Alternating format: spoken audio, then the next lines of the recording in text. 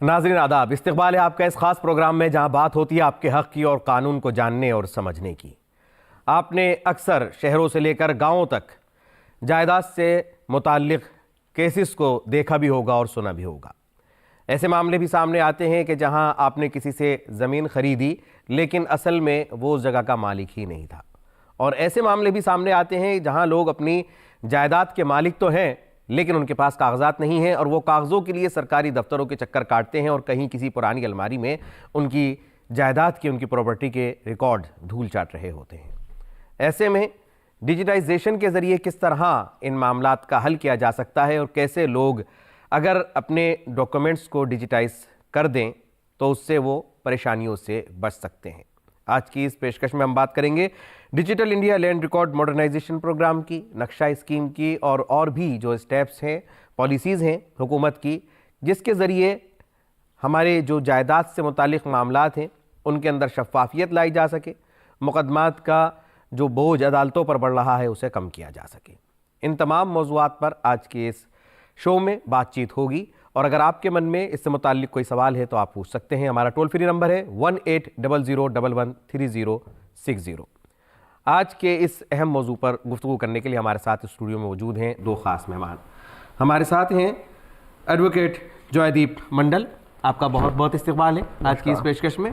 और हमारी दूसरी ख़ास मेहमान हैं मोहतरमा दिशा पॉल, आप प्रॉपर्टी राइट एडवाइज़र हैं। आप दोनों का आज की इस पेशकश में हम इस्तकबाल करते हैं और आप दोनों के अलावा हमारे साथ लॉ के स्टूडेंट भी मौजूद हैं जिनके सवालों को आज की इस पेशकश में हम शामिल करेंगे। सबसे पहले जॉयदीप से जानना चाहेंगे कि जब हम डिजिटाइजेशन की बात करते हैं और प्रॉपर्टी के ताल्लुक से इसकी बात करते हैं तो क्या है प्रॉपर्टी का, ज़मीन का, जायदाद का डिजिटाइजेशन? देखिए, प्रॉपर्टीज़ जो डिजिटाइजेशन की आज हम बात करते हैं जी, आज हमें ये देखना होगा टाइटल का जो हमारा मुद्दा आता है वो टाइटल के मुद्दा को हम कैसे इस मसला को सॉल्व करें जी, राइट। सो उस मुद्दे को सॉल्व करने के लिए हमारे पास जो टोरेंट सिस्टम ये दुनिया में बनाई गई है, तो टोरेंट सिस्टम के हिसाब से स्टेट शुड गारंटी, स्टेट को गारंटी देना है कि ये टाइटल आपका है। इससे क्या होता है, यदि ये डिजिटाइजेशन के अंदर आ जाता है तो हमारे जो आम जनता है उनको राहत मिलता है। वो क्या कर सकते हैं, इसके बाद वो अपने क्रेडिट प्रोफाइल को आगे ले जा सकते हैं एंड ये सारे जो चीज़ें एक जनता को चाहिए, इससे उनका बहुत सारे मसला को यहाँ पे सॉल्व हो सकता है। बहुत सारे मसले इससे सॉल्व हो सकते हैं और जो मसाइल हैं उन पर भी हम बातचीत करेंगे। लेकिन दिशा पॉल से भी मैं जानना चाहूँगा क्योंकि आप एडवाइस करते हैं, प्रॉपर्टी राइट के ऊपर आपकी कमांड है। अगर हम डिजिटाइजेशन को समझें और डिजिटल इंडिया को भी समझें और दूसरी तरफ जिस तरह से तेज़ी से हमारी टेक्नोलॉजी ने तरक्की की है उसको भी समझते हो, हम देखें तो प्रॉपर्टी के डिजिटाइजेशन के अंदर टेक्नोलॉजी किस तरह से एक बड़ा रोल प्ले कर रही है? तो टेक्नोलॉजी जो काम कर सकता है यहाँ पे, जैसे हम लोग का अभी क्या है, सब कुछ हम लोग का पेपर वर्क पे यहाँ होता है राइट।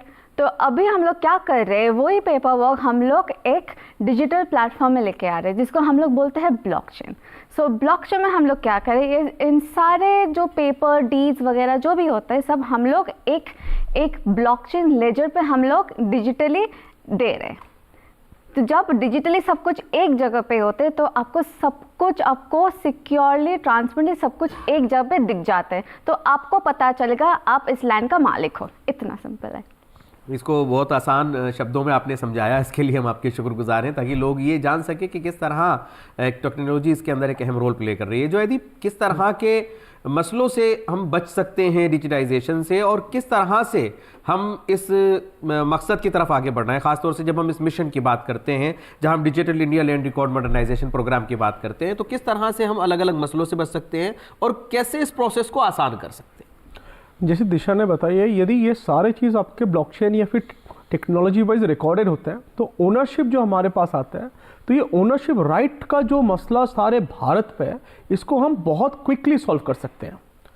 और दो चीज़ें हैं कि हमारे जो सिविल स्कोर्स बनते हैं, क्रेडिट स्कोर्स बनते हैं, यदि ये डिजिटाइज प्रॉपर्टी हमारे पास रहता है, ये सारे हम बैंकिंग सिस्टम के अंडर ला सकते हैं। तो ये सारे जो फाइनेंशियल प्रॉब्लम्स हैं, इसके साथ साथ इन्वायरमेंट पे जो इश्यूज आते हैं कि हमें पता भी नहीं है लैंड का यूटिलाइजेशन क्या है, तो डिजिटाइजेशन के थ्रू हम एक प्रॉपर रिसर्च फ्रेमवर्क के द्वारा भारत पे इसको हम यूटिलाइजेशन करवा सकते हैं, और डिजिटाइजेशन ये जो फ्रेमवर्क है इस फ्रेमवर्क को आगे बढ़ा सकते हैं। इंडिया में कितना बड़ा आपको ये कितनी बड़ी ज़रूरत नज़र आती है? भारत जैसा जो देश इतना बड़ा है और जहाँ इतनी भूमि है, और हम एक ऐसा देश भी है जहाँ पर किसान सबसे ज़्यादा हैं, हाँ जी, और कृषि प्रधान देश है। तो आप यहाँ की ज़रूरत को जयदीप कैसे देखते हैं? कितनी बड़ी ज़रूरत है भारत की और वहाँ पर ये डिजिटाइजेशन किए जाने की? देखिए, आज भारत, ये जो हमारे प्रेजेंट हुकूमत है, इन लोगों ने डिजिटल इंडिया को बहुत आगे लेके गए हैं। इनके साथ साथ भारत के आज सबके पास बैंक अकाउंट है। आज यदि डिजिटलाइजेशन के थ्रू यदि प्रॉपर्टी हमें यदि डिजिटलाइजेशन होते हैं तो हमारे जो मुआवजा आता है, फिर टैक्स सबमिशन होता है, इसके साथ ही हमारे रेंट मिलता है, फिर हम रेंट देते हैं, लीज होते हैं, ये सारे जो हमारे जो रेगुलर चीज़ें हैं ये बहुत आसान हो जाता है फिर। तो ये जो चीज़ है भारत के लाइफ ऑफ कॉमन पीपल, जो कम्युनिटी लेवल पे ये हम काम हो सकता है फिर।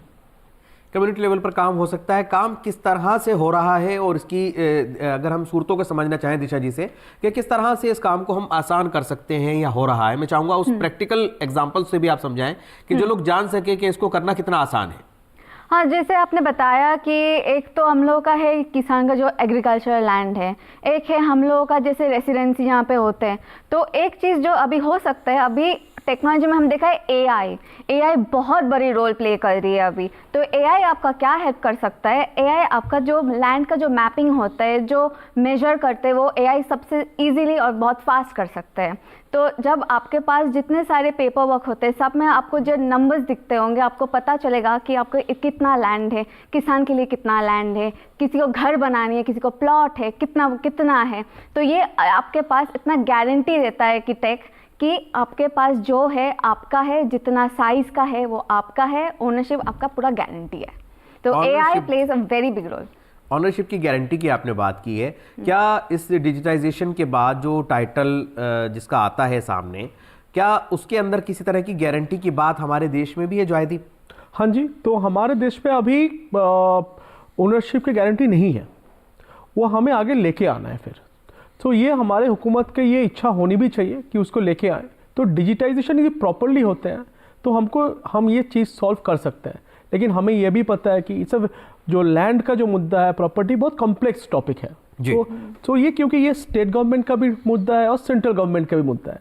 तो हमारे पास 252 आर्टिकल भारत सरकार हमारे कॉन्स्टिट्यूशन में दिया गया है। तो उसके ऊपर भारत सरकार और काम करे, स्टेट गवर्नमेंट को लेके काम करे, ताकि क्या होगा कि ये सारे जो हमारे मुद्दे हैं डिजिटाइजेशन, सारे properties and ownership can be brought digitalisation, उसको हम डिजिटलाइजेशन में ला सकते हैं फिर। डिजिटाइजेशन में ला सकते हैं। अगर हमने digital India land record modernisation programme की बात की तो काफ़ी पहले, कई बरस पहले 2008 में इसको लॉन्च कर दिया गया था, और हमने देखा कि लास्ट ईयर हमने एक नक्शा स्कीम जो थी वो भी हमने लॉन्च की है। कितनी तरह के हमारे स्टेप्स लिए जा रहे हैं हमारी सरकार की तरफ से? अगर हम इस पूरे फ्रेमवर्क को समझना चाहें तो किस तरह के स्टेप्स हैं दिशा, और क्या कुछ ज़रूरी आपको नज़र आता है कि ये इस चीज़ के अंदर और तेज़ी लाने की हमें ज़रूरत है, ताकि हम इस तरह के मामलात को कम से कम कर सकें और ट्रांसपेरेंसी ज़्यादा ला सकें? हाँ, जो आप ये जो बात बोल रहे हैं, तो जो मुझे लगता है जी, कि एक तो है जो हम लोग कोशिश तो कर रहे हैं कि टेक्नोलॉजी को हम लोग ऐसे उसका इस्तेमाल करें जितना इजी करके कर सकते हैं, जितना हम लोग, जो जॉय ने बताया कि जितना हम लोग इसको कम्युनिटी लेवल पे ला सकते हैं टेक के साथ, उतना लाइफ इजी हो जाएगा। और जयदीप, जिस तरह से अभी दिशा ने इसको एक दो जगहों पर तकसीम किया, एक तो एग्रीकल्चर लैंड की बात करें या देहात की बात करें, और दूसरी तरफ हमारे शहर, अर्बनाइजेशन की हम बात करते हैं, तो हमारी सरकारों के पास एक बड़ा मसला आता है सामने कि जहां हम डेवलपमेंट के लिए प्लान्स बनाते हैं, किस तरह से किस जगह को डेवलप किया जाए, वहां की हम प्लानिंग की जब बात करते हैं तो उसमें ये डिजिटाइजेशन किस तरह का रोल प्ले कर सकता है, दोनों ही तरह की, और ज़मीन का यूटिलाइजेशन उसके अंदर किस तरह से रोल प्ले कर पाएगा? तो आप देखिए, यदि डिजिटाइजेशन होते हैं तो इसका जो सेल, रेंट एंड लीज, ये 3 मुद्दा एक लैंड के ऊपर, ये बहुत आसान हो जाता है फिर। सो आज मैं एक चीज़ भारत सरकार की इनिशिएटिव की बात करूंगा। गिफ्ट सिटी बनाया हुआ है गुजरात पे, वहाँ पे आपका इंटरनेशनल फाइनेंशियल सर्विस अथॉरिटी बनाया गया हुआ है। तो उनका कंसल्टेशन पेपर पूरे भारत पे अभी कंसल्टेंसी पे चल ही रहा है। क्या करती है ये अथॉरिटी? मैं चाहूँगा इस पर भी आप रोशनी डालें। सो ये जो अथॉरिटी है भारत के जो प्रॉपर्टीज़ पे ये लोग कंसल्टेशन अभी भारत में जा रहे हैं कि टोकेनाइजेशन कैसे करें, ब्लॉकचेन एआई को यूटिलाइजेशन करके सारे प्रॉपर्टी को टोकेनाइजेशन कैसे करें और यूनिफॉर्म लॉज कैसे बनाए जाए ताकि इसका खरीदारी जो है, ट्रेडिंग जो है, इन्वेस्टर्स कैसे इन्वेस्टमेंट करें। तो प्रॉपर्टी ओनरशिप्स उसके साथ साथ इसका जो फाइनेंशियल, एनवायरमेंटल और इकोनॉमिकल बेनिफिट्स कैसे लाए जाए, तो ये अथॉरिटी इस पे काम करते हैं। इस पे मैं एक चीज़ ऐड Yes. करना चाहती हूँ। जी, दिशा। जो जॉय ने अभी बोला, जो फाइनेंशियल जो है, जो मुझे जो लगता है कि ये इन्वेस्टर्स जो अभी और कैपिटल का ग्रोथ भी होगा यहाँ से, तो जितना कैपिटल का ग्रोथ होगा उतना सोशल इकोनॉमिक पीस भी आएगा। बहुत अच्छी बात आपने कही कि कैपिटल का ग्रोथ होगा, और कैपिटल ग्रोथ के साथ साथ एक और एक मुद्दा है जिस पर आप लोगों को लाना चाहूँगा कि एक तरफ तो कैपिटल ग्रोथ, दूसरा रेवेन्यू। क्या इसका असर रेवेन्यू के ऊपर भी पड़ेगा? क्योंकि आप जी जयदीप, रेवेन्यू पर कितना असर पड़ेगा? क्योंकि जब प्रॉपर्टी का लेन देन होता है, उसका रजिस्ट्रेशन होता है, फिर दूसरी पार्टी उसको खरीदती है, और जहाँ पर ट्रांसपेरेंसी ज़्यादा होगी तो क्या उसका असर सीधा रेवेन्यू पर नहीं पड़ता? सीधा रेवेन्यू पे पड़ेगा जी। मिडिल मैन है बहुत यहाँ पे कम हो जाएंगे। सो यहाँ पे रेवेन्यू पे सीधा आएगा क्योंकि सारे चीज डिजिटाइजेशन के मतलब सारे आपके बैंक अकाउंट से ट्रांसफर होंगे, राइट। जो ये जो कैश एंड ट्रांजैक्शन में कम हो जाएगा, जितना कैश ट्रांजैक्शन कम होगा तो वही हमारे इकोनॉमी के लिए वो सबसे ज़्यादा फायदा होते हैं। डिजिटाइजेशन के थ्रू हम लोग लेस कैश इकोनॉमी बना सकते हैं। हाँ। और भारत का जो यदि हमारे पास यदि डिजिटलाइजेशन लैंड होते हैं तो डिजिटल एसेट बनते हैं, तो ये एसेट हमारे जीडीपी में बहुत आगे जाके हम भारत के जीडीपी का जो हमारा सपना है 5 ट्रिलियन बनने का सपना, ये बहुत आसानी के साथ पहुंच सकते हैं।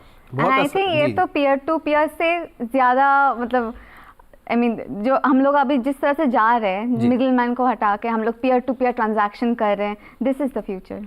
ये फ्यूचर है। और इसके साथ साथ एक चीज़ और भी अहम हो जाती है कि जहाँ हमने टैक्सेशन की बात की, खरीद फरोख्त की बात की है, एक चीज़ और, क्योंकि आप टेक्नोलॉजी की भी जानकारी रखती है इसलिए आपसे पूछना चाहूँगा कि इसमें एक बात ये कही गई थी कि यहाँ पर हम टेम्पर प्रूफ एक एनवायरनमेंट क्रिएट करेंगे। तो हाउ कुड इट पॉसिबल, किस तरह से ये टेम्पर प्रूफ होगा, और हम कैसे कह सकेंगे कि जो डिजिटल रिकॉर्ड है उसके अंदर कहीं कोई कमी नहीं है, कोई खामी नहीं है? हाँ, तो टेक्नोलॉजी लैंग्वेज में हम लोग एक बात करते हैं, वो है स्मार्ट कॉन्ट्रैक्ट्स। तो ये जो हर एक जो डीड्स होते हैं उसके जो भी लीगल इंफॉर्मेशन रहते हैं, सब लोग हम लोग एक स्मार्ट कॉन्ट्रैक्ट के अंदर डाल देते हैं। तो ये आपका हुआ, तो कोई आके कुछ उसको एडिट नहीं कर पाए, क्योंकि ये स्मार्ट कॉन्ट्रैक्ट सारे ब्लॉकचेन में होते हैं और ब्लॉकचेन में रिकॉर्ड्स टैम्पर प्रूफ रहते हैं। So you are absolutely safe. तो यानी वहाँ पर ज़्यादा कुछ सेफ रहेगा। और इसके अलावा क्या थोड़ा मैं थोड़ा इसको आसान भाषा में हमारी जनता के लिए बता सकता हूँ। जी जरूर। अब मान लो दिशा ने मुझे 10 रुपये दिए हैं जी, तो ये एक लेजर में तो वो कहीं ना कहीं एंट्री होगा। आज का जो प्रेजेंट सिस्टम है वो सिर्फ मान लो आपने वो एंट्री किया हुआ है। सो मान लो मैं अच्छा बंदा नहीं हूँ, मैं जाके आपके लेजर में मैं एंट्री डिलीट कर दिया, तो आपका प्रूफ तो चला गया ना। फिर तो दिशा जो कह रही है ब्लॉकचेन आती है, डिस्ट्रीब्यूटिव लेजर आती है, उसके बाद क्या होगा, जो एंट्री होगा वो रिकॉर्ड आप सबने नोट किया हुआ है, तो ये मेरे लिए इम्पॉसिबल है कि मैं इसको जाके डिलीट करूं। सो आप जो टेम्पर प्रूफ की बात कर रहे हैं, टेक्नोलॉजी ये टेम्पर प्रूफ आपको जरूर दे सकता है कि आपका रिकॉर्ड जो आपने रखे हैं आपने, ये डिलीट नहीं होगी, ये डिलीट नहीं होगा। लेकिन हमने आजकल के दौर में ये भी देखा कि एक इंसान का अपना पर्सनल डेटा वो भी कहीं ना कहीं चोरी हो जाता है। तो ये जो डिजिटल डेटा है या डिजिटल रिकॉर्ड है हमारा, ये किस तरह से सेव रहे, इसके लिए क्या कुछ इंतजामात हैं? देखिए, डिजिटल रिकॉर्ड्स में आपने जो मुद्दा उठाया ये तो पूरे विश्व का मुद्दा है। हाँ। हर जगह पे डीपीडीपी एक्ट हम लेकर के आए थे, हमने डीपीडीपी लेके आए हमने, ठीक है ना। लेकिन बात मैं ये नहीं कह सकती 100% गारंटीड है, बट मैं ये जरूर कह सकता हूँ प्रेजेंट सिस्टम से बहुत अच्छा है। लेकिन क्या दिशा इसके अंदर अदर जो एजेंसीज हैं हमारी, सबको लिंक किया जाएगा ताकि वही डॉक्यूमेंट्स जो हैं सिर्फ एक डिपार्टमेंट में ना रह करके जहां जहां जैसे जरूरत पड़ती है वहां वहां उसको लिंक किया जाए, और उसको अगर कहीं किसी पर्टिकुलर एक ही जगह पर ना रोका जाए? क्या ऐसा कुछ इसमें इंतजाम है? जैसे जॉय ने बताया कि हम लोग को ऐसे क्रेडिट स्कोर्स रहते हैं, सिबिल स्कोर्स है, तो हम लोग जब ये ब्लॉकचेन में जाते हैं, एक डीड भी गया जो ब्लॉकचेन में, तो सबको पता चला कि हाँ ये मेरा है, ये XYZ का है, ये सिक्योर है, अगर ये ट्रांसफ़र हुआ तो जिसके जिसके पास भी जाएगा वो भी सबको पता चल जाएगा। एक और मसला उसमें होता है कि कभी कोई इंसान कोई प्रॉपर्टी खरीदता है, तो बहुत सारे लोग सोचते हैं कि पता नहीं ये लोग कब से रह रहे हैं यहाँ पर, या ये बंदा यहाँ का ऑनर है तो कब से है, तो एक रियल टाइम ऑनरशिप का मसला आता है। तो क्या इस डिजिटाइजेशन ऑफ प्रॉपर्टी के जो हमारे डॉक्यूमेंट्स होंगे, इससे हम रियल टाइम ऑनर के बारे में भी इंफॉर्मेशन ले सकेंगे? आप दोनों से ही जानना चाहता हूँ। मैं तो कहता हूँ 100%। तो ये हमारा सबसे बड़े जो आपने जो मसला बताया, इसको सॉल्व करता है डिजिटाइजेशन। यदि हमारे पास प्रॉपर्टी डिजिटाइज रहता है, जो करंट जो ओनर है उसके सारे रिकॉर्ड तो हमारे पास रहेगा, खास करके आधार कार्ड से तो वो रहेगा, और आधार कार्ड तो हमें प्रेजेंट करंट एड्रेस भी बताता है। हाँ जी। सो बात यह है कि डिजिटाइजेशन से आपका जो प्रॉपर्टीज है, ये सारे जो डिजिटलाइजेशन हुआ है, तो ये सारे रिकॉर्ड्स आपका एकदम बराबर रहता है, इसके अंदर बराबर रहता है। और ये एक बहुत बड़ा मसला भी बनता है जब ये मुकदमे अदालतों में जाते हैं। जो आदि पेशे से वकील हैं, मैं जानना चाहूँगा कि आप इस पर भी रोशनी डालें कि जब ये प्रॉपर्टी के मसले हमारी अदालतों में पहुँचते हैं, तो वहाँ पहुँचने के बाद किसी सिर्फ टाइटल सूट के ऊपर, सिर्फ टाइटल डिक्लेयर होने के अंदर कि कौन उस जगह का मालिक है, मुद्दत लग जाती है, बरसों लग जाते हैं। उन मसलों को भी ये डिजिटाइजेशन किस तरह से हल करेगा? सो देखिए, सुप्रीम कोर्ट ने अभी काफ़ी लास्ट 10 सालों से बहुत सारे वर्डिक्ट दिया हुआ इसके ऊपर, ठीक है। तो सुप्रीम कोर्ट ये कहता है कि, और एविडेंस एक्ट भी ये कहता है कि हमारे पास कि जो डिजिटाइज्ड डॉक्यूमेंट्स हैं वो केस वो एज अ एविडेंस माना जाता है। तो ये सुप्रीम कोर्ट ने हाँ बोला है, वर्डिक्ट दे रखा है। सो ये हमारे तो एक तो सुप्रीम कोर्ट ने डिजिटाइजेशन को बहुत आगे लेके बोला है कि हाँ इसको हम कर सकते हैं, एंड ये एविडेंस की भी माना जाता है। एक तो नंबर 1 ये हो गया, और नंबर 2 सबसे जो इम्पोर्टेंट है कि आप यदि ये जो मसला है सुप्रीम कोर्ट ने जो हाँ बोल के रखा है, उसके बाद ये डिजिटाइजेशन भी आपको सॉल्व करता है बहुत सारे चीज़ें, जैसे ओनरशिप ऑफ द प्रॉपर्टी हम डायरेक्ट देख सकते हैं कि हमारे पोर्टल पे ये प्रॉपर्टी किसका है। ये डिजिटाइजेशन सॉल्व करता है। दिशा, क्या कुछ अभी ऐसा इंतजाम है जिसके अंदर लोग, क्या कोई ऐसा पोर्टल, क्या कोई सिस्टम जिसके अंदर लोग प्रॉपर्टी खरीदने से पहले उसके बारे में जानकारी ले सकें? एब्सोल्युटली कर सकते हैं, और ये सारे चीजें टाइम स्टैम्प्ड रहता है। फॉर एग्जांपल, अगर मैंने किसी को, शायद मैंने ट्रांसफर किया मेरा प्रॉपर्टी, आपने खरीदा मेरे से जी, तो अब किस टाइम पे खरीदा, कब खरीदा, कहाँ खरीदा, सब इंफॉर्मेशन रहेगा। या मैं आपसे कोई प्रॉपर्टी खरीदना चाहता हूं तो मैं उसके बारे में इंफॉर्मेशन किस तरह से निकाल सकता हूं? सो ये सारे इंफॉर्मेशन आप मेरा जो डिटेल्स रहेगा ऑन द प्लेटफॉर्म, तो वहाँ पे सारे इंफॉर्मेशन रहेगा, आप जब चाहे सारे चीज देख सकते हैं। अभी तो उतना है नहीं। हाँ। जी, हमें ये आगे लेके जाना होगा। तो अभी भी काम चल रहा है from the tech point of view कि इसको और भी कितना हम लोग ईजी कर सकते हैं, इतना ईजी कर सकते हैं। हाँ, और एक बड़ा मसला आता है कि जब आप अपनी प्रॉपर्टी के ऊपर लोन लेना चाहते हैं और उसके डॉक्यूमेंट्स के अंदर आपको एक बड़ा मसला पेश आता है जब आप बैंक्स में जाते हैं। क्या अगर कोई इस तरह के डॉक्यूमेंट्स का जब डिजिटाइजेशन, अगर हम 100% की तरफ तेजी से बढ़ रहे हैं और बढ़ जाएंगे, तो उसमें क्या इसके लिए भी कोई आसानियां होंगी जहां लोग प्रॉपर्टी पर लोन लेना चाहते हैं? वेरिफिकेशन बहुत जल्दी हो जाएगा जी। तो क्योंकि आपका किसी भी लोन डिपेंड करता है क्रेडिट स्कोर, सिबिल स्कोर से, राइट। तो आप जब सिबिल स्कोर, क्रेडिट स्कोर देखा जाएगा तो ये सारे डिजिटाइजेशन विल हेल्प यू आपको तो ये सारे हेल्प करेंगे उस वक्त। जी, लोन है, मॉर्गेज लेना है, मॉर्गेज खास करके मॉर्गेज पे मसला आता है। जी, हाँ जी। तो यानी इसमें हमें लोन का भी फ़ायदा मिल सकता है अगर हम टैक्सेशन की बात करें। दूसरी चीज़, बहुत सारे लोग अभी भी ज़मीन ख़रीदते में घबराते हैं, डरते हैं, और कुछ इलाकों में जाते हुए डरते हैं। कुछ पर्टिकुलर हर जगह पर ऐसे क्षेत्र होते हैं जहाँ पर लोग सोचते हैं कि नहीं, वहाँ हमें पता नहीं वहाँ ज़मीन का क्या हालात हैं। क्या इसमें भी ट्रांसपेरेंसी आएगी और ख़रीदो फरोख्त, बिक्री बढ़ेगी इसके अंदर? हाँ, ट्रांसपेरेंसी तो ज़रूर आएगी, क्योंकि लोगों को मालूम चलेगा कि ये प्रॉपर्टी किसका है, कब इनहेरिट हुआ है या फिर ख़रीदा हुआ है, सेल डीड हुआ है, गिफ्ट हुआ है, ये सारे डॉक्यूमेंटेशन आपके वहाँ पे रहते हैं। लेकिन एक चीज़ मुद्दा मैं उठाना चाहता हूँ, जो मैंने रूरल इंडिया में देखा है काफ़ी, तो ये प्रैक्टिकल प्रॉब्लम है। जो सेल होते हैं वो हम लोग विद वर्ड्स में कहते हैं कि हमने बोल दिया कि आपको ये, चलो ये ज़मीन आपका है, हाँ, ये तो मैंने पैसा आपको दे दिया और ये इसका सेल हो गया, लेकिन ये को रिकॉर्ड नहीं हुआ है जी। तो ये भारत पे ऐसे रूरल एरिया में बहुत सारे प्रॉपर्टीज हैं, सरकार को इसके ऊपर एक बार नज़र ज़रूर देखना है। मैपिंग कितनी इंपॉर्टेंट होती है दिशा, क्योंकि एक डिजिटाइजेशन, एक कागज़ों का एक डिजिटल हमें एक वर्जन तैयार कर देना वो एक अलग चीज़ है, लेकिन एग्जैक्ट साइज और उसकी फिर मैपिंग ये कितनी इंपॉर्टेंट हो जाती है और उसे कैसे किया जाता है? वो तो बहुत इम्पोर्टेंट है। नहीं तो आप अगर किसी लैंड का ओनर हो, आपको हक बनता है उसका एक एक इंच का मेजरमेंट आपके पास रहना है। तो अब क्या हम लोग कर सकते हैं विथ टेक कि अभी आर्टिफिशियल इंटेलिजेंस आ चुका है, उसको यूज़ करके उसको हम इजीली मैपिंग कर सकते हैं। और उस मैपिंग से हम किस तरह आगे फ़ायदा हासिल कर सकते हैं जॉयदीप? हाँ, जैसे आप मान लीजिए आपको पार्सल लेना है जी, आज के ज़माना जहाँ पे पहुँच रहे हैं हम लोग, ड्रोन से पार्सल आएगा, ड्रोन राइट? तो ड्रोन से पार्सल कैसे आएगा जब तक मैपिंग प्रॉपर्ली नहीं होगा? तो ये आपका पार्सल, तो दैट मीन्स ये सप्लाई चेन के ऊपर बहुत ज़्यादा इम्पोर्टेंट है। तो यदि मैपिंग प्रॉपर्ली होता है तो हमारा जो सप्लाई चेन बनता है इस देश में वो बहुत स्ट्रांग होगा और ये बहुत सस्टेनेबल होगा। कितना चैलेंजिंग नज़र आता है। और आज के इस दौर के अंदर अगर हम भारत की बात करते हैं तो आपको चैलेंजिंग के साथ साथ कितना कामयाबी से आगे बढ़ता हुआ ये तब नज़र आता है पूरा प्रोसेस? आप दोनों के लिए मेरा सवाल है जॉयदीप। चैलेंजिंग तो बहुत ज़्यादा है, क्योंकि चैलेंजिंग इसलिए है क्योंकि जो डेटा जो हमारे पास है वो काफ़ी लैंग्वेजेस में बटे हुए हैं जी, राइट? हर एक स्टेट का लैंग्वेज अलग होता है, तो लैंग्वेज को यूनिफाई करना होता है। उसके बाद मैपिंग का जो सिचुएशन है, हमारा जो लैंड आ रहा है काफ़ी हज़ारों साल से वो लैंड इनहेरिट होते होते आ रहा है और देश में काइंड ऑफ लैंड है हम लोगों के पास। हाँ, और देश में लॉ तो बदले हैं, पहले आज से 200 साल पहले जो लॉ था वो अब नहीं है, उससे पहले, लेकिन वो प्रॉपर्टी तो वही का वही है ना फिर। तो मैपिंग करने के लिए प्रेजेंट भारत को अभी देखना पड़ेगा कि ये प्रॉपर्टी का जितना भी सेल हुआ है, इनहेरिट हुआ है, या फिर इतना जो जितने प्रॉपर्टीज़ हैं, ये सारे प्रॉपर्टीज़ को रिकॉर्ड कैसे बीएलओ ऑफिस में रखा हुआ है। तो वहाँ पे जाकर रिकॉर्ड, ये सारे जो रिकॉर्ड कीपिंग का जो काम है भारत को, ये बहुत तेजी से आगे लेके जाना होगा। एक और मसला लोगों के साथ आता है कि जब लोग कहीं किसी इलाके में जाकर के बसना शुरू करते हैं तो पता लगता है कि वो ज़मीन खेती के लिए थी, रहने के लिए नहीं थी। तो यूज़ ऑफ लैंड, क्या ये भी इस डिजिटाइजेशन का एक प्रोसेस इसके अंदर रहता है कि इसके अंदर ये मेंशन होता है कि वो जो जगह है उसका यूज़ जो है वो किस लिए होगा? जॉयदीप। 100%, क्योंकि आपका जो यूटिलाइजेशन ऑफ द लैंड है, यदि डिजिटल होते हैं तो ये लैंड बताया जाते हैं कि ये लैंड किस लिए है। ये लैंड आपके एग्रीकल्चर के लिए है, कमर्शियल के लिए, रहने के लिए।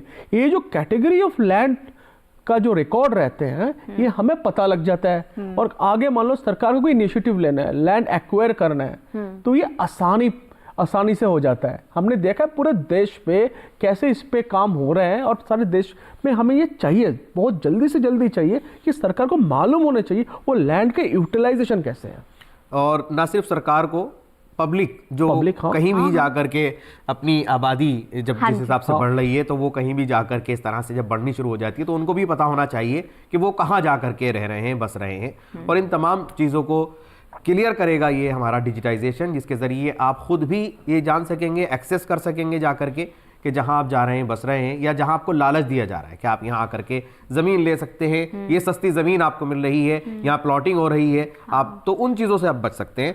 और भी इससे जुड़े हुए बहुत सारे ऐसे मामले हैं जिन पर अभी हम बातचीत करेंगे। नक्शा स्कीम को भी हम दिशा से समझने की कोशिश करेंगे कि ये क्या है, और हमारे जो आज स्टूडेंट हमारे साथ जुड़े हुए हैं उनके सवालों को भी आज की इस पेशकश में हम शामिल करेंगे। लेकिन यहाँ रुकते हैं एक छोटे से ब्रेक के लिए। वक्फे के बाद सिलसिला यूं ही जारी रहेगा।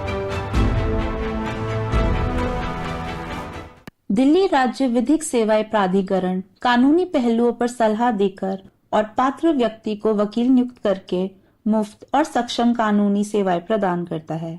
पात्रता: महिलाएं एवं बच्चे, कस्टडी में व्यक्ति, दिव्यांग व्यक्ति, एसिड अटैक पीड़ित, SC/ST, HIV/AIDS संक्रमित व्यक्ति, मानव व्यापार या बिगाड़ का शिकार व्यक्ति, औद्योगिक कर्मी, वरिष्ठ नागरिक अथवा किन्नर जिनकी वार्षिक आय 4 लाख से कम हो, वह व्यक्ति जिनकी वार्षिक आय 3 लाख से कम हो। टोल फ्री 24/7 हेल्पलाइन 1516 पर आज ही संपर्क करें।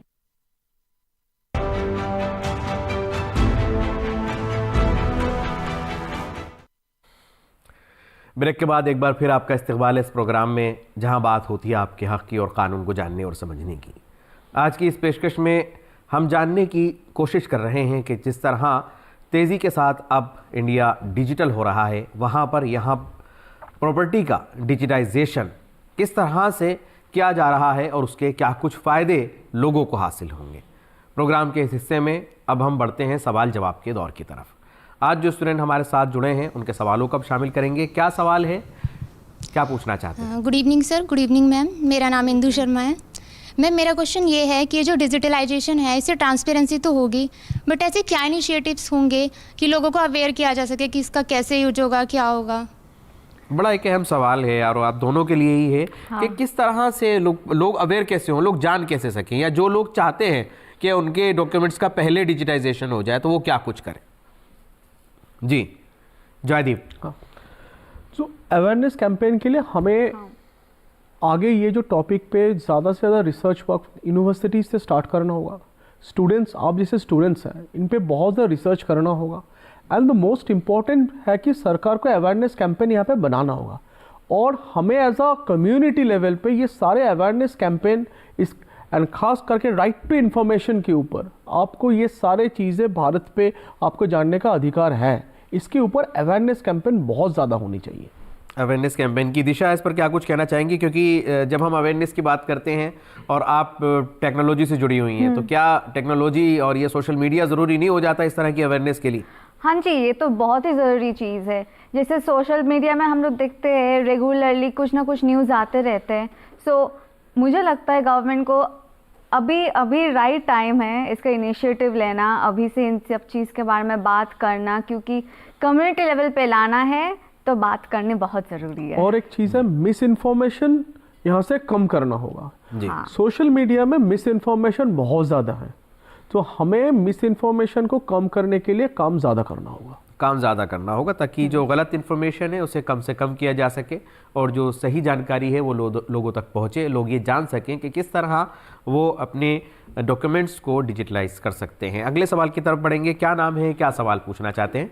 मेरा नाम सक्षम है सर। मेरा क्वेश्चन ये है कि हम मॉडर्नाइजेशन के ऊपर बढ़ रहे हैं, हम डिजिटलाइजेशन कर रहे हैं, इन केस कोई मिस हैपनिंग होती है या साइबर अटैक होता है और अपना डेटा हम लूज़ करते हैं गवर्नमेंट का, तो उसका कोई इलाज है या कुछ हैपनिंग है कि हम कुछ रिकवर करें, कैसे करें? और सेकंड थिंग, जो हमारी वर्कफोर्स है जो काम करेंगे, क्या वो इतने फ्रेंडली हैं, एआई फ्रेंडली हैं, वो क्या वो इतने लिटरेट है, क्या वो डिजिटली वर्क कर पाएँ इसके अकॉर्डिंग?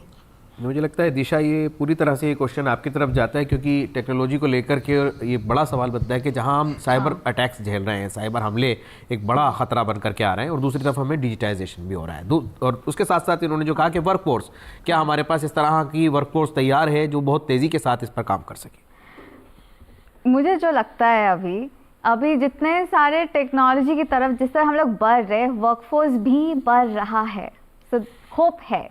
तो ऐसा आपने जो पूछा कि जैसे अब टैम्पर प्रूफ के मतलब जितना हम लोग रिकवर कर सकते हैं, तो ब्लॉकचेन यहाँ पे बहुत इंपॉर्टेंट रोल है। जैसे हम लोग पहले बात किया कि लाइक जितना टैम्पर प्रूफ हो कर सकते हैं डॉक्यूमेंट्स, कोई किसी का डॉक्यूमेंट्स चुरा ना सके, किसी को कुछ उसका कुछ गलत इन्फॉर्मेशन कुछ ना करे, तो ब्लॉकचेन इसीलिए बहुत इम्पोर्टेंट हो जाते हैं। और जैसे आपको जितना हम लोग कोशिश कर रहे हैं कि इसके ऊपर और भी थोड़ा और R&D करके चर्चा करके और भी अच्छा कुछ लेके आ सकते हैं, अभी वही हम लोग उस पर काम कर रहे हैं। और आपको मैं ये ज़रूर कह सकता हूँ कि सरकार का जो सिक्योरिटी सिस्टम है, जी, ये काफ़ी बड़ा सिस्टम है। इसको हैक करना बहुत ही मुश्किल है और ये काफ़ी लेयर्स है। साइबर अटैक होने का मतलब ये नहीं कि आपका डेटा सारे लीकेज हो गया। साइबर अटैक एक लेयर पे होगा, तब तक हमारे पास रिकवरी का सिस्टम बहुत ज़्यादा अच्छा है, क्योंकि भारत अभी दुनिया में we are one of the finest IT sectors hub Bharat का है अभी, तो हमारे पास ये सिक्योरिटी बहुत ज़्यादा है। जी, हमारा सिक्योरिटी सिस्टम मजबूत है और उस सिस्टम के मुताबिक ही हम तेज़ी से डिजिटल इंडिया की तरफ बढ़ रहे हैं। इस तरह के स्टेप्स लिए जा रहे हैं, पोर्टल तैयार किए जा रहे हैं, ताकि हम एक सेफ जोन में ना सिर्फ जो हमारे सरकारी डॉक्यूमेंट्स हैं, बल्कि जो लोगों की प्राइवेट प्रॉपर्टीज़ हैं उनके जो डॉक्यूमेंट्स हैं उनको भी हम सेव कर सकें। उस तरफ हम तेज़ी से बढ़ रहे हैं। अगले सवाल की तरफ बढ़ेंगे। क्या नाम है, क्या सवाल पूछना चाहते हैं?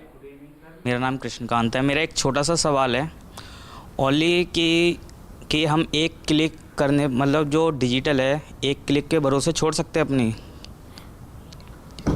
क्या हम एक क्लिक के भरोसे, जहां हम अपना बहुत सारा डेटा आज फ़ोन में एक क्लिक के भरोसे छोड़ देते हैं, तो ये इनका ये सवाल है कि क्या ये जो प्रॉपर्टी के डॉक्यूमेंट्स हैं, तमाम चीज़ें भी हम एक क्लिक के भरोसे छोड़ सकते हैं? पहले तो ये आप एज अ कस्टमर आपको ध्यान रखना होगा कि आप किसी भी लिंक पे ना दबाएं। आपको वेरीफाइड लिंक से ही क्लिक करना होता है। तो जैसे पहले मोहतरमा ने क्वेश्चन बताया कि इसका अवेयरनेस कैंपेन, जब हमारे अवेयरनेस कैंपेन ज़्यादा रहेगा, आप एज अ यूज़र आपको पता रहेगा कि मुझे क्लिक कहाँ करना है, क्योंकि फिशिंग अटैक इतना ज़्यादा हो रहा है आज के डेट पे, तो आपको बहुत ध्यान रखना होगा कि किस चीज़ पे आप क्लिक कर रहे हैं, कि अगर डेटा चुराया जा सकता है, आपका मशीन हैक हो सकता है। लेकिन ये फॉल्ट सरकार का, ये भी सिस्टम का नहीं है, ये फॉल्ट हमारा खुद का है, क्योंकि हमें खुद नहीं पता मैं किस पे क्लिक कर रहा हूँ। तो ये खुद हमें ध्यान देना होगा, ये सारी चीज़ों पे हमें ध्यान रखना होगा, मैं किस चीज़ पे क्लिक कर रहा हूँ। तो वो ध्यान रखना हमारे लिए इसलिए भी ज़रूरी हो जाता है क्योंकि ना सिर्फ डेटा हमारा जो प्रॉपर्टी का है वो, बल्कि जो हमारा पर्सनल डेटा है आज वो भी हमारे लिए सबसे ज़्यादा कीमती हो चुका है और उसका ख़तरा बहुत तेज़ी से बढ़ रहा है। तो जिस तरह हमारा पर्सनल डेटा हमारे लिए कीमती है, उसी तरह हमारी जायदाद का रिकॉर्ड भी हमारे लिए कीमती हो जाता है। अगर अब एक मैं तुम्हारे तजुर्बे से भी जानने की कोशिश करूँगा जॉयदीप, कि अगर हम इंटरनेशनली थोड़ा सा कंपेयर करें कि दूसरे देशों में, अगर भारत के बाहर के देशों में बात करें, इंग्लैंड की बात करें, वहाँ किस तरह से हम कहें कि क्या वहाँ पर जो प्रॉपर्टीज़ हैं वो पूरी तरह से उनको डिजिटाइज किया जा चुका है, वो सब एक पेपरलेस इकोनॉमी की तरफ वो आ चुके हैं उसमें? डेफिनेटली मैं यूके की बात करता हूँ, मैं यूके में काफ़ी साल से हूँ। तो यूके में आपका टॉरेंट सिस्टम है। टॉरेंट सिस्टम ये कहता है कि आपका जो ओनरशिप है वो स्टेट गारंटी देता है। दैट मीन्स आपका कल जाके किसी भी मुद्दा होगा तो वो ओनरशिप जो आपको डिजिटल रिकॉर्ड में आएगा, ये आपका रिकॉर्ड है। वो सिस्टम इंडिया में नहीं है, ये यूके में है, कनाडा में है, सिंगापुर में है। तो ये दुनिया और यूरोपियन यूनियन भी इस तरफ ही आगे जा रहे हैं। तो ये सारे जो चीज़ें हैं ना, फिर ये सारी चीज़ बाहर का जो सिस्टम है, ये मैं नहीं कहूँगी आगे है पीछे, बट हमारे लिए राइट टाइम है उस सिस्टम को अडॉप्ट किया जाए। हमारे लिए राइट टाइम है। और आपने जिस तरीके से कहा, इसको मैं कनेक्ट करने की कोशिश करना चाहूँगा। मॉडल टेनेंसी एक्ट की बात कही गई, क्या हमारा मॉडल टेनेंसी एक्ट भी इसी डिजिटाइजेशन की तरफ लेकर के जाता है? डिफरेंटली लेके जाता है। तो हमारे जो मॉडर्न एक्ट्स हैं तो वो काफ़ी हमारे पास बहुत सारे चीज़ें बताए, कैसे रिकॉर्डिंग हो, इसको कैसे हम कम्युनिटी लेवल पर हम कैसे इसको यूटिलाइजेशन करें। रजिस्ट्रेशन की उसकी बात कही गई है। अगर आप एग्रीमेंट भी करते हैं तो उसको रजिस्टर कराएं।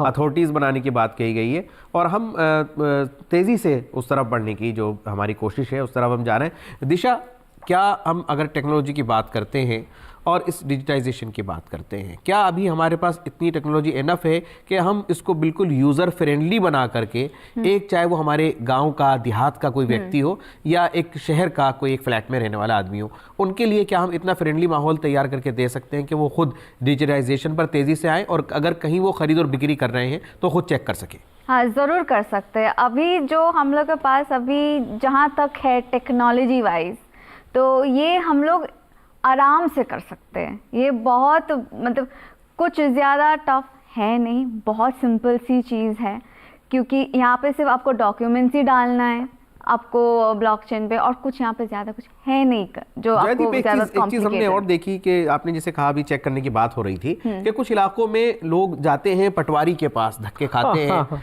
और बहुत सारी जगहों पर जाते हैं, भाई हमारी जगह कौन सी है बता दीजिए, वो हमारे दादा की ज़मीन थी, हमारे परदादा की ज़मीन थी। इस तरह के रिकॉर्ड्स को किस तरह से बेहतर बनाया जा सकेगा? ये तो बहुत ही टफ सवाल है, लेकिन डेफिनेटली ये जो देखिए एज अ लॉयर रिकॉर्ड नहीं मिलता था उन लोगों को, वो लोग धक्के खाते रहते थे और उनको जिंदगी भर ये नहीं पता लग पाता था कि उनकी जगह आखिर कहाँ पर है। आप एकदम सही बात कह रहे हैं, क्योंकि मेरे पास खुद एक केस था जो लास्ट 40 ईयर्स से इसी मुद्दे पे रुका हुआ है। तो लेकिन वो रिकॉर्ड पहले तो हुआ नहीं था। पहले का ज़मीनें क्या होते थे कि मैंने अपने मुंह से बता दिया कि ये मैंने इतने रुपए में बेच दिया, तो वो वहीं पे खरीदारी खत्म है। अब जाके उसके लिए ओनरशिप नहीं मिलता था, वहाँ पे मुझे मिलता नहीं था इसका ओनर कौन है, और ये धक्के खाने होते थे। लेकिन अब जो डिजिटाइजेशन के समय आ चुका है, हमारे सारे चीज़ रिकॉर्ड पे आ रहे हैं, तो हम ये सारे चीज़ अब रिकॉर्ड कर रहे हैं, तो ये प्रॉब्लम ज़रूर सॉल्व हो सकता है। और मैं और एक चीज़ में आपको बात करना चाहता हूँ, थोड़ी दिशा ने बताई है कि टेक्नोलॉजी क्या हेल्प कर सकता है हमारे गांव के लोगों को कि मैं अपना चीज़ को देखूं। तो इसमें ना दो चीज़ें हैं, एक टेक्नोलॉजी में बैक एंड होता है और एक फ्रंट एंड होता है।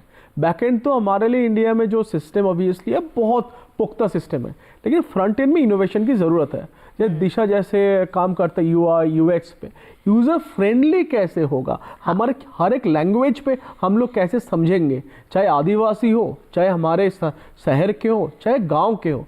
सबके लिए यूज़र फ्रेंडली एप्लीकेशन लाना बहुत ज़रूरी है, और इसके लिए काम हमें ग्राउंड लेवल पे जाके उनको पूछ के काम करना है। ये शहर में बैठ के या फिर हमारे घर में या फिर रिसर्च रूम में बैठ के नहीं होगा। क्या नक्शा स्कीम दिशा इसके ऊपर कुछ काम कर रही है इस तरह के? क्योंकि जिस तरह से हमने देखा कि इसको बहुत बड़े पैमाने पर करने की बात कही गई, 2025 पहले इसकी लिमिट थी, फिर इसको 2025 और 26 कर दिया गया है। किस तरह से दिशा स्कीम इस मामले में काम कर रही है? अभी जो काम चल रहा है वो पूरा एआई के ऊपर काम चल रहा है। हर लैंड का मैपिंग पे ऊपर काम चल रहा है। जैसे आपने बताया कि कुछ खेती करने का ग्राउंड है, कुछ घर बसाने का ग्राउंड है, तो अभी हर एक फील्ड का हर एक इंच का अभी वैसे मैपिंग हो रहा है एआई से। एआई पूरा डिटेल से आपको बता देगा कि अगर कोई लैंड वो प्रॉपर रेसिडेंशियल के लिए बनना है या उसमें कुछ हम लोग कुछ उगा सकते हैं, वो आपको क्लैरिटी एआई दे सकता है। एआई क्लैरिटी दे सकता है, लेकिन उसको हमें क्रॉस चेक करना होगा, क्योंकि वो बहुत ज़रूरी हो जाता है।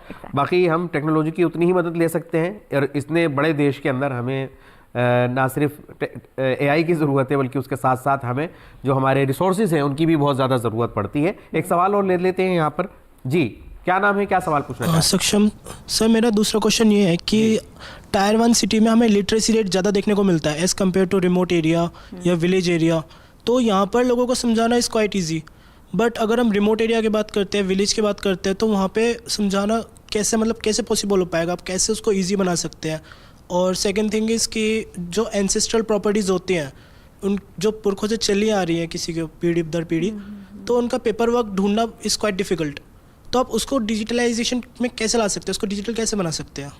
दोनों सवाल बहुत अहम हो जाते हैं, क्योंकि जयदीप आपने भी और दीपक आपने भी हम लोगों ने देखा है गाँव के अंदर जाकर कि जहाँ शहरों में किसी भी बात की इन्फॉर्मेशन बहुत तेज़ी से फैल जाती है, वहाँ इन्होंने कहा कि जब हम ग्रामीण इलाकों में जाते हैं तो वहाँ पर बताना और ये समझाना कि इसका बेनिफिट उनके लिए क्यों ज़रूरी है, उनके लिए कितना ये फ़ायदेमंद है, कैसे ये मुमकिन हो पाएगा? आज हमें इस दौर पे हम लोग जा रहे हैं कि आज एआई एजेंट्स बढ़ चुके हैं। दैट मीन्स वो किसी भी भाषा पे वो बात कर सकते हैं। पहले प्रॉब्लम क्या था? लिटरेसी रेट जब आप बात करते हो, पढ़ने का प्रॉब्लम, सुनने का तो नहीं है। लेकिन आपको एआई एजेंट से ये काम बहुत आसान हो जाता है। आपको वर्बली ये सारी चीज़ें बताया जाएगा कि आप इस चीज़ की यूटिलाइजेशन कैसे करेंगे, राइट? तो एआई एजेंट बहुत ज़्यादा काम करेंगे इस सेक्टर में, और वर्बली जाके लोगों को प्रचार किया जाए कि आप ये जो एप्लीकेशंस है कैसे यूज़ करेंगे, इसका रिकॉर्ड कैसे आप देखेंगे, या फिर इसको कैसे आप यूटिलाइजेशन के हिसाब से यूज़ करेंगे। और आपका ये सेकेंड सवाल जो था कि ये जो लैंड में इतना जो रिकॉर्ड नहीं मिलता है तो क्या किया जाए? जी, मुझे जहाँ लगता है, ये जस्ट मेरा पर्सनल ओपिनियन है, सबका अलग अलग ओपिनियन हो सकता है। प्रेजेंट जो ओनरशिप जिसके पास है उससे ही ओनरशिप माना जाए, क्योंकि काफ़ी मैं पास्ट में तो जा नहीं सकता, टाइम मशीन तो है नहीं मेरे पास कि मैं 50 साल बाद पिछले चला जाऊं। लेकिन एक सरकारी रिकॉर्ड तो जयदीप आ सकता है डिजिटल, अगर कोई पर्सनल अपना रिकॉर्ड भी नहीं लेके जा रहा, क्योंकि एक रजिस्ट्रेशन जहां हम करवाते हैं प्रॉपर्टी का, वहां पर कोई ना कोई रिकॉर्ड हमारा होता है, तो क्या वो रिकॉर्ड नहीं निकाला जा सकता? क्योंकि लोग जो इन्होंने कहा कि एंसेस्ट्रल प्रॉपर्टीज हैं, बाप दादा की हैं, उसको किस तरह से कोई बेचारा जाता है तो आइडेंटिफाई नहीं कर पा रहा होता है, कैसे वो करे? तो जैसे देखिए, वहाँ पे सारे जो प्रॉपर्टीज़ आपको आइडेंटिफाई करने के लिए वो लॉ में आपका दाग नंबर होता है, ये सारी चीज़ें होता है, ये सारे हमारे रजिस्ट्री ऑफिस में होते हैं। तो वहाँ पे जाके आप इंक्वायरी करोगे, उनका फीस भी लगता है कहीं कहीं, तो वो सब कुछ जब आप दोगे तो वो सारे इन्फॉर्मेशन मिल जाती है। यदि नहीं मिलता है तो वो प्रॉब्लम सवाल है, तो उसके ऊपर अब कोर्ट के पास जा सकते कि नहीं है तो हम क्या किया जाए। लेकिन मोस्ट ऑफ द टाइम जब हमारे 1947 के बाद यहाँ पे वो सब कुछ काम हो रहे थे, और ये सारे प्रॉपर्टी हमारे रजिस्ट्री ऑफिस में सबका इंफॉर्मेशन है। तो आपका एंसेस्ट्रल जो प्रॉपर्टी कब से आया, किसके पास से आया, विल क्या है, इनहेरिटेंस क्या है, सारा रिकॉर्ड आपको मिल जाएगा। इसका पहला इसका स्टेप्स क्या होता है? क्या जो सरकार के पास जितने रिकॉर्ड्स हैं उनको पहले डिजिटाइज किया जाता है, या पब्लिक के पास जो रिकॉर्ड्स हैं उनको डिजिटाइज करना जरूरी होता है? ये तो अभी हम लोग क्या कर रहे हैं कि अभी हम लोग बोल रहे हैं कि जिसके पास, जैसे मैं एक ओनर हूँ कुछ लैंड का, तो मैं अपना डॉक्यूमेंट्स अपलोड कर सकती हूँ। तो अभी हम लोग कम्युनिटी पे लेवल पे बोल रहे हैं कि आप डॉक्यूमेंट्स अपलोड करो, बट हाँ इवेंचुअली वो भी करना पड़ेगा बोथ साइड से। ये अगर जैसे अभी थोड़ी देर पहले जयदीप आपने बात की थी, आपने इंग्लैंड की बात की कि वहाँ पर इस तरह के जो सिस्टम्स हैं वो ऑलरेडी मौजूद हैं। क्या वहाँ पर भी ये सिस्टम है कि जो पब्लिक है उसे पहल करनी होती है, या गवर्नमेंट की तरफ से ये लाजमी होता है कि उनको करना ही करना है, और जो जितना गवर्नमेंट का रिकॉर्ड है वो भी डिजिटाइज है और जितना प्राइवेट रिकॉर्ड है वो भी डिजिटाइज है? ये दोनों ही, प्राइवेट रिकॉर्ड भी आपका डिजिटाइज है और गवर्नमेंट रिकॉर्ड भी आपका डिजिटाइज है। तो ये मैपिंग के थ्रू कितना वेरीफाइड डॉक्यूमेंट है ये लोग करके रखे हैं। दैट मीन्स आज के डेट पे आपका जितना भी सरकार का जो डॉक्यूमेंट्स है वो पहले डिजिटलाइजेशन होता है, क्योंकि वो माना जाता है कि सही रिकॉर्ड है, उसी लिए तो सरकार है, राइट। तो उसके बाद हमारा जो प्राइवेट डेटा है उसका रिकॉर्ड किया जाता है। सो ये दोनों को मैपिंग किया जाता है कि दोनों में अलग है, डिस्क्रिपेंसी है कि नहीं है, तब जाके फाइनल रिकॉर्ड आपके पास मौजूद होता है। बहुत तेज़ी से हमें काम करना होगा इसकी तरफ। आप किस तरह से देखते हैं इतने बड़े देश में ये कितना बड़ा कार्य अभी आपको नज़र आता है? आप दोनों से ही मेरा सवाल है। सबसे पहले मैं दिशा से जानने की कोशिश करूँगा कि इतने बड़े देश में, वर्ल्ड लार्जेस्ट डेमोक्रेसी और इतना बड़ा देश, और अपने टेक्नोलॉजी से भी हमने आगे बढ़ना है, कितना आपको समय नज़र आता है कि हम जहां पूरी तरह ये कह सकें कि अब हम डिजिटाइज हो गए हैं प्रॉपर्टी के मामले में, अब कोई इस तरह के इश्यूज़ नहीं आ पाएंगे, ट्रांसपेरेंसी होगी और हर तरह से इसमें आसानी पैदा की जाएगी? मैं टाइम का गारंटी नहीं दे पाऊंगी, बट अगर हम लोग अभी से स्टार्ट करें तो मुझे लगता है 10 साल में तो काफ़ी ज़्यादा इम्प्रूवमेंट आ सकता है। अगर अभी स्टार्ट करते हैं तब कितना समय लगता है? जॉयदीप, आपको कितना समय लगता हुआ नज़र आता है, और उसके बाद किस तरह के जो फ़ायदे होंगे लोगों को वो मिल जाएंगे, और वो कौन सी परेशानियां होंगी जिनकी वजह से हमारी अदालतें जूझ रही हैं, लोग परेशान हो रहे हैं, वो उनको नहीं होंगी? देखिए, आज को मैं ये बात कह के शुरू करना चाहता हूँ इस सवाल का। आज के पास QR कोड हो तो पेमेंट आप कर सकते हैं, चाहे गांव में चले जाए चाहे हमारे शहर में हो। तो UPI जो सिस्टम आए हुए हैं आपका, कितने जल्दी से आए हुए हैं, 5-6 साल में तो पूरा भारत में फैल गया ना। तो डिजिटलाइजेशन जो फैलेगा ये आग की तरह फैलता है। तो ये टाइम मतलब 5 साल 10 साल हम नहीं कह सकते हैं। ये विल ऑफ द गवर्नमेंट कितना विल है, सरकारें यहाँ पे लॉज कितने जल्दी बदल रहे हैं, हमारे पार्लियामेंट में चर्चा कितना जल्दी हो रहा है, ये सारे चीज़ पे डिपेंड करता है। तो ये चीज़ सिर्फ टेक्नोलॉजी के ऊपर डिपेंडेंट नहीं है। टेक्नोलॉजी हमारे पास है, ये सरकार के और हमारे पब्लिक के विल के ऊपर डिपेंड करते हैं कि ये हम कितना जल्दी अडॉप्ट करें।